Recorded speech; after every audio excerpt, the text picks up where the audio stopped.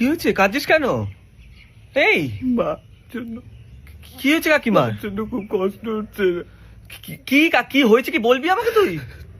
ওই দেখতে দেখতে আর একটা জামাই ষষ্ঠী চলে এলো। আমার মাটাকে কোনোদিন জামাই ষষ্ঠী পালন করতে পারবে না বলতো? কেন ভগবান এই অধিকার থেকে আমার মাকে বঞ্চিত রেখেছে বলতে পারিস? ভাই তুই কি মাথা খারাপ তোর? ভাই ভয় পেয়ে গেছিলাম আমি। হয়তো আমার লাগে রে, জীবনের এতগুলো জামাই ষষ্ঠী দেখে নিলাম উইদাউট জামাই। এবার কি আমি তোর জন্য হাতে হারিকেন নিয়ে ছেলে খুঁজতে বেরাবো?